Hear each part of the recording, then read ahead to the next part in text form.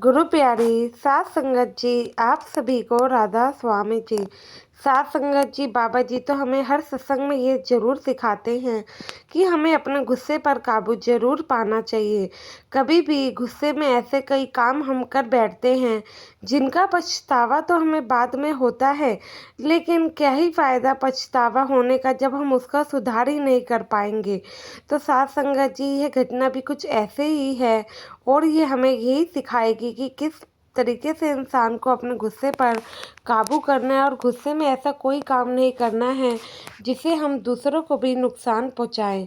तो साथ संगत जी, आपसे मेरी एक ही विनती है कि वीडियो को लाइक ज़रूर करिएगा और संगत के अपने इस चैनल को अगर आप लोगों ने सब्सक्राइब अभी तक नहीं किया है तो ज़रूर कर लीजिए। तो साथ संगत जी, यह घटना न एक सत्संगी परिवार की है। यह परिवार जैसे कि बाबा जी के हर भंडारे और सेवा पर जाता था। अब सभी लोग जानते हैं कि आजकल कामकाजी दुनिया में अब संडे को ही वक्त मिलता है लोगों को सत्संग जाने का। संडे को ज़्यादा ही पब्लिक सत्संग जाती है दूसरे दिनों के मुताबिक, क्योंकि उस दिन सभी का छुट्टी होता है। तो कोई भी इस मौके को अपने हाथ से नहीं जाने देता है। तो साथ संगत जी, क्या ही होगा उस इंसान के साथ जिसका बड़ा दिल होता है कि वह सत्संग जाए, लेकिन किसी न किसी कारणवश वह नहीं जा पाता। और संडे को भी जब ऐसा दिन आता है कि वह पूरी तैयारी करता है सत्संग जाने के लिए और अचानक से कोई काम आ जाए जिसकी वजह से वह सत्संग ना जा पाए, तो आप खुद सोचिए क्या ही बीतेगी उस इंसान पर। तो साथ संगत जी, ऐसे ही एक सत्संगी परिवार था। पूरा परिवार बाबा जी को खूब मानता था। तो बाबा जी अब दिल्ली में भंडारे के लिए आए हुए थे। अब सारा परिवार तो भंडारे पर शुक्र और शनिवार चला गया, लेकिन ये जो भाई था इसको ऑफिस से छुट्टी ना मिल पाई, क्योंकि बाबा जी उस समय पर आए थे जब इसके ऑफिस में काम भी ज़्यादा था। अब छुट्टी ना मिलने के कारण इसने सोचा कि चलो जैसे मालिक की मर्जी, अब मालिक के आगे तो किसका ही जोर चलता है भला। तो ये सोचता है कि शुक्र और शनिवार नहीं जा पाया तो क्या हुआ, रविवार गाड़ी में पूरी फैमिली को साथ में लेकर जाऊंगा। तो साथ संगत जी, ये पूरी प्लानिंग बना लेता है कि रविवार ये परिवार के साथ सत्संग पर जाएगा। लेकिन जब ये लोग सत्संग से निकलने वाले होते हैं, जब ये घर से निकल ही रहे होते हैं, उसी समय इस भाई के मालिक का फ़ोन आ जाता है और वह इस भाई को अर्जेंटली ही ऑफिस बुला लेता है। जब अर्जेंटली इस भाई को ऑफिस बुलाया जाता है तो भाई काफ़ी परेशान हो जाता है। काफ़ी मना करने के बावजूद भी इनका मालिक नहीं मानता है और इन्हें अर्जेंटली ऑफिस के लिए जाना ही पड़ता है, जिस वजह से ये भाई गुस्से में एकदम लाल हो जाता है। ऑफिस जाने से पहले सब परिवार तो सत्संग जाने के लिए तैयार हो ही गया था। तो सब बच्चे और इनकी वाइफ, माता पिता सब रिक्वेस्ट करते हैं कि आप जा ही रहे हो तो आपका ऑफिस भी वहीं पड़ेगा, क्यों ना आप हमें सत्संग घर तक छोड़ दो। जब यह बात वो सुनता है तो वह कहता है कि नहीं, मैं ऐसा नहीं कर सकता हूँ, क्योंकि पहले से ही देरी हो गई है और देरी हो जाएगी। घर वालों की जिद के आगे वह मान जाता है और पूरे परिवार को सत्संग घर तक छोड़ने के लिए तैयार हो जाता है। जब सत्संग घर ये छोड़ने जा रहा होता है, जैसे कि हमें पता है कि सत्संग घर से कुछ 20 से 25 किलोमीटर पहले ही सेवादार वहाँ खड़े होते हैं, जो कि हमें राह बताते हैं कि हमें कहाँ से अपनी गाड़ी को निकालना चाहिए। तो ऐसे ही एक सेवादार ट्रैफिक पर ड्यूटी दे रहा था। अब ट्रैफिक इतना था क्योंकि सत्संग की मतलब हर सत्संगी जब जाते हैं तो गाड़ियों के कारण ट्रैफिक हो ही जाता है। अब वह भी क्या ही करता, तो ट्रैफिक में इसकी गाड़ी भी फंस जाती है। ऊपर से वह सत्संगी जो भाई था, सेवा कर रहा था, वह इस भाई को अपनी गाड़ी दूसरी तरफ मोड़ने के लिए कहता है।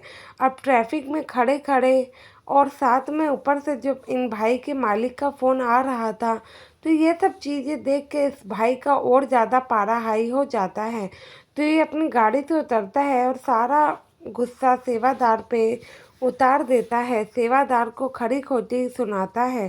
सेवादार इसके आगे कहने लगता है कि भाई जी, मैं तो सिर्फ अपनी ड्यूटी कर रहा हूँ, अगर सही रास्ता आपको नहीं बताऊँगा तो इससे आप गलत रास्ते पे पहुंच जाएंगे और भी ज़्यादा ट्रैफिक जाम लग जाएगा। तो यह भाई और ज़्यादा आग बबूला हो जाता है और उस सेवादार भाई के एक तमाचा मार देता है, जिससे सब वहाँ पे जो काफ़ी जो सेवादार थे संगत थी इकट्ठी हो जाती है। उस समय तो जो कि सत्संगी भाई था उसको शांत कराया जाता है और सेवादार भाई जो कि भाई था जिसके ऊपर इसने हाथ उठाया था, सभी संगत और सेवादार भी बाबा जी की तरफ से माफ़ी मांगते हैं। अब ये भाई तो हाथ उठा देता है, परिवार वाले समझ जाते हैं कि ये भाई अभी गुस्से में है और इसको काम की वजह से देरी भी हो रही है। तो परिवार वहीं रास्ते में उतर जाता है और कहता है कि आप चले जाएं, ये हम नहीं चाहते कि हमारी वजह से आपके काम का नुकसान हो।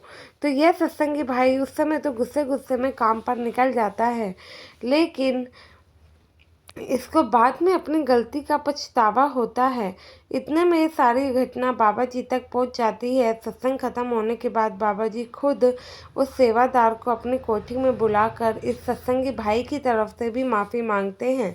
जब बाबा जी माफ़ी मांगते हैं तो वह सेवादार भाई हाथ जोड़ने लगता है, कहता है कि बाबा जी आप क्यों मुझे शर्मिंदा कर रहे हो, जो हुआ आपकी मर्ज़ी से हुआ, क्या पता इसी में मेरे कुछ कर्म कटने हों।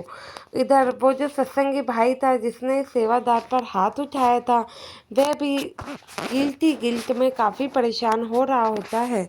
वह सोचता है कि चलो मैं एक बार अब निकल ही रहा हूँ, क्यों ना इस रास्ते से चलता हूँ, क्या पता वह सत्संगी सेवादार भाई मुझे मिल जाए तो मैं अपनी गलती का पछतावा कर लूँगा, वरना ऐसे तो मेरे दिल में इस चीज़ का दुख रह ही जाएगा और पता नहीं मैं अपने आप को माफ़ कर भी पाऊँ या नहीं। तो साथ संगत जी ये सत्संगी भाई फिर उसी रास्ते पे चले जाता है। अब भंडारे के कारण जैसे कि सभी लोग जानते हैं कि भीड़ कितनी होती है, तो वह सेवादार भाई अभी भी वहीं ड्यूटी दे रहा होता है। ये भाई अपनी गाड़ी से उतरता है और उस सेवादार के पैरों में गिर जाता है और रो रो कर अपनी गलतियों की माफ़ी मांगने लगता है। तो वह सेवादार भाई कहते हैं कि भाई क्यों शर्मिंदा कर रहे हो, तुम्हारी गलती की माफ़ी तो बाबा जी मुझसे मांग चुके हैं।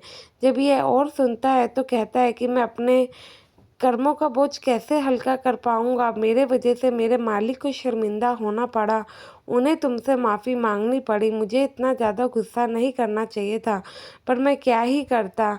फिर वह अपनी सारी घटना उस सेवादार भाई को बताता है। सेवादार भाई भी कहता है कि भाई मैं तुम्हारा दुख समझता हूँ, तुम्हें अपने मालिक से मिलने की कितनी इच्छा थी, लेकिन किसी कारणवश तुम नहीं मिल पाए।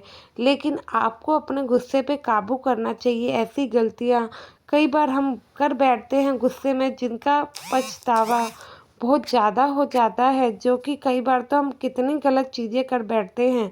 कई बार ऐसी चीज़ें हम गुस्से में हाथ से निकल जाती हैं जो बाद में वापस आने से भी नहीं आ पाती हैं। तो साथ संगत जी अब बाबा जी तो शायद इस भाई को माफ़ कर ही दे, क्योंकि आखिर इसे अपनी गलती का पछतावा हो ही गया था। और जो वो सेवादार भाई था वह भी काफ़ी प्यारा था। उसने तो यही समझा कि मेरे कर्मों का कुछ भुगतान हो गया होगा, लेकिन इससे तो हमें यही सीख मिलती है, कभी भी हमें गुस्से में कोई काम ऐसा नहीं करना चाहिए जो कि काफ़ी आगे जाके हमें बुरा फील करवाए, या फिर ऐसे शब्द नहीं बोलने चाहिए। गुस्से को नियंत्रित करने के लिए उस समय हमें मालिक को याद करना है, मालिक का नाम लेना है। तो साथ संगत जी मैं उम्मीद करती हूँ कि ये साखी आप लोगों को पसंद आई होगी। साखी अच्छी लगी हो तो लाइक करना और कमेंट में राधा स्वामी लिखना ना भूलें, और हर समय उस मालिक का नाम लेके उसके द्वार में हाज़िरी लगाना भी ना भूलें जी। तो गुरु प्यारी साथ संगत जी चैनल को सब्सक्राइब ज़रूर करिएगा। मिलते हैं अपने नेक्स्ट वीडियो में। गुरु प्यारी साथ संगत जी आप सभी को राधा स्वामी जी।